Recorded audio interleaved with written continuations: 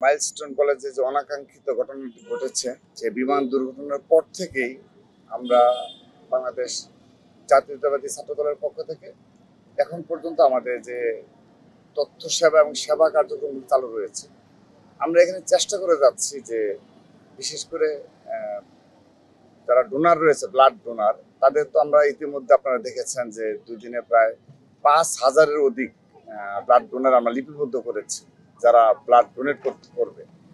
তো এখন আমরা সেগুলো নিয়ে বসেছি।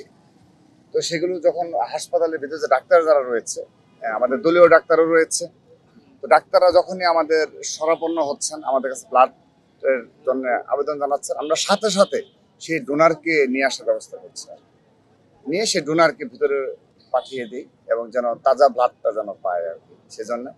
আর এছাড়াও আমাদের ডাবের পানি সহ অপর স্যালাইন সহ ভিতরে যাদের প্রয়োজন, তাদেরকে আমরা সেবা দেওয়ার চেষ্টা করছি।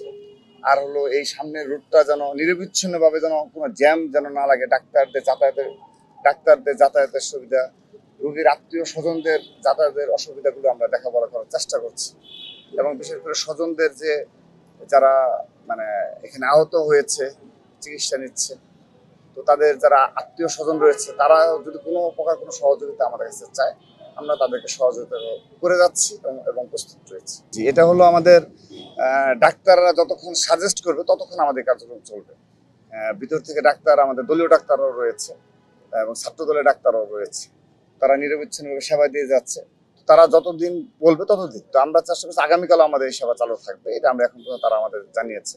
কারণ আজকেও প্রায় 30-এর অধিক আমরা ডোনারকে ভিতরে পাঠিয়েছি।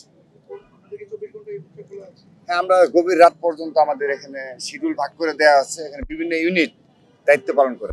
এই টাইমিংটা আমরা ছাত্রদল কেন্দ্রীয় সংসদের পক্ষ থেকে আমরা শিডিউলটা ভাগ করে দিয়েছি, যে ঢাকা বিশ্ববিদ্যালয় কখন দায়িত্ব পালন করবে, জগন্নাথ বিশ্ববিদ্যালয় কখন দায়িত্ব পালন করবে, ঢাকা কলেজ, তেজগাঁ, তিতুমির, কবি নজরুল, ঢাকা মহানগর, এরা কখন দায়িত্ব পালন করবে, আমরা সেগুলো সুন্দরভাবে শিডিউল ভাগ করে প্রেস রিলিজ দিয়েছি। তো এই জন্য আমাদের কাজে কোনো সমস্যা হচ্ছে না। আর আরেকটি বিষয় হলো যে আমরা এখানে এমনও হচ্ছে যে যেহেতু আমাদের এই সেবাটা প্রথম দিন থেকে এখন পর্যন্ত চালু রয়েছে, এই জন্যে অনেক গার্ডিয়ান আসছে, অনেক উৎসুক জনতা আসছে, যারা এসে কিন্তু সহযোগিতা করতে চায়, যে তারা কোনোভাবে সহযোগিতা করতে পারে কিনা, আর্থিক কিংবা আমরা পুরোপুরি সেটা নিরুৎসাহিত করেছি। কারণ যতটুকু আর্থিক সহযোগিতা প্রয়োজন, ডাবের পানি, স্যালাইন কিংবা স্বজনদের সামান্য প্রয়োজন, সেটি দেওয়ার মতো সক্ষমতা আমাদের রয়েছে। আমাদের বিএনপির ভারপ্রাপ্ত চেয়ারম্যান জনাব তারেক রহমান আমাদের টোটাল এই দিকটা দেখভাল করছে।